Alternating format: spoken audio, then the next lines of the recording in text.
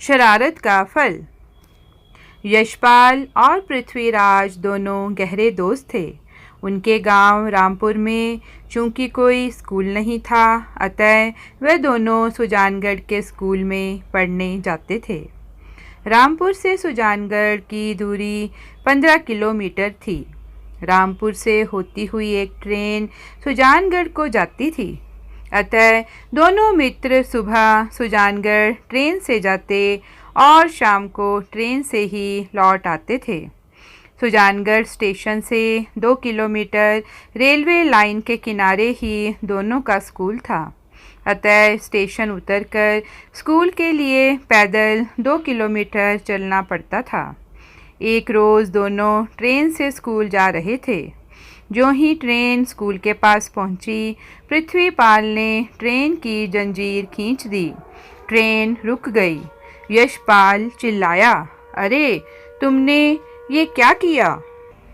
जंजीर खींच दी है, ट्रेन रुक गई, जल्दी उतरो, 2 किलोमीटर पैदल चलने से बच जाएंगे। अरे तुमने ये अच्छा नहीं किया, हम दोनों पकड़े जाएंगे।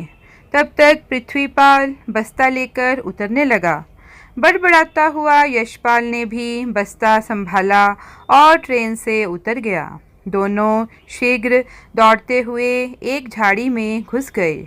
यशपाल ने डांटा, अगर तुम्हारी बेवकूफ़ी से हम लोग पकड़े गए तो क्या होगा? जानते हो, जंजीर खींचना अपराध है। वाह मेरे यार, इतना डरने से कोई काम नहीं बनता, लापरवाही से पृथ्वीपाल ने जवाब दिया।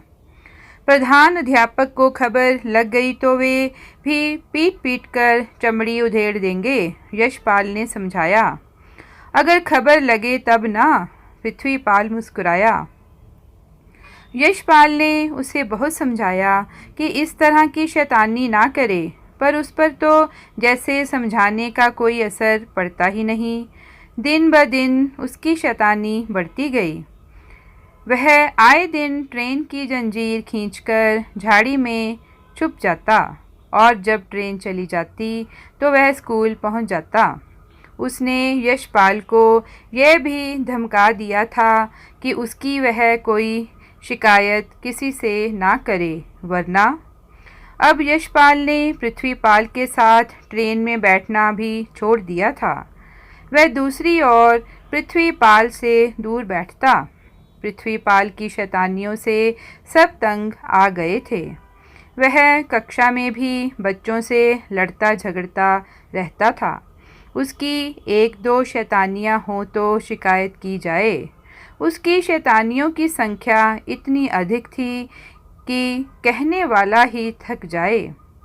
उसके रोज़ रोज़ के जंजीर खींचने से दैनिक यात्रियों को काफ़ी परेशानी होती, जबकि वह जंजीर खींचकर ट्रेन से झाड़ी में कूद जाता।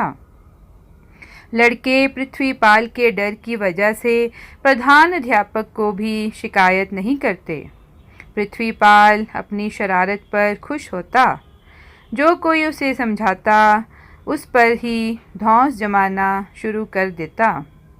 दिन ब दिन उसकी शरारतें बढ़ती गईं और उसकी शैतानियों से सभी परेशान थे। एक रोज़ वह ट्रेन में बैठा था, यशपाल दूसरी ओर बैठा था। पृथ्वीपाल की बगल में योगेश बैठा था।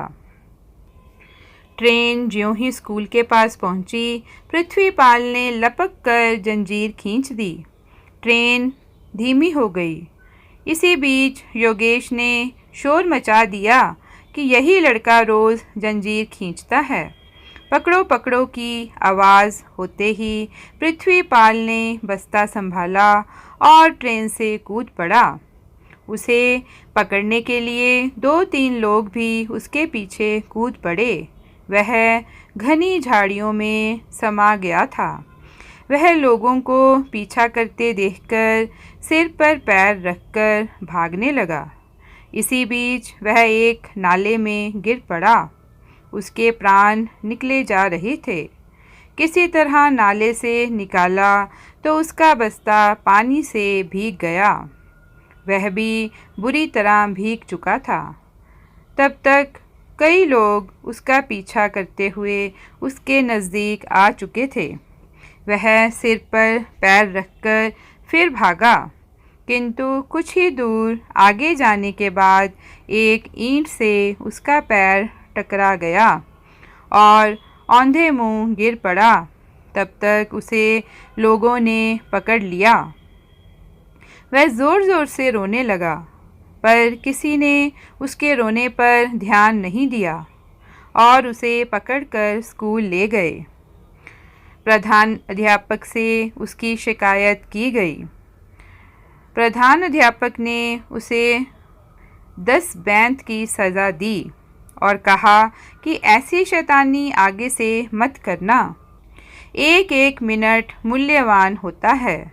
जंजीर खींचकर तुमने देश का मूल्यवान समय नष्ट कर दिया। तुमने एक बड़ा अपराध किया है। भविष्य में ऐसी शैतानी कभी ना करना। पृथ्वीपाल ने उस रोज़ से कसम खाई कि अब कभी ट्रेन की जंजीर नहीं खींचेगा। उसे इसकी सज़ा मिल चुकी थी। दोस्तों, आपको ये कहानी कैसी लगी?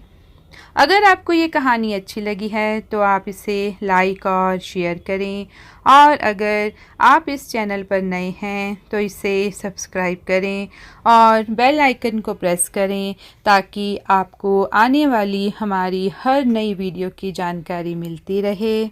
धन्यवाद।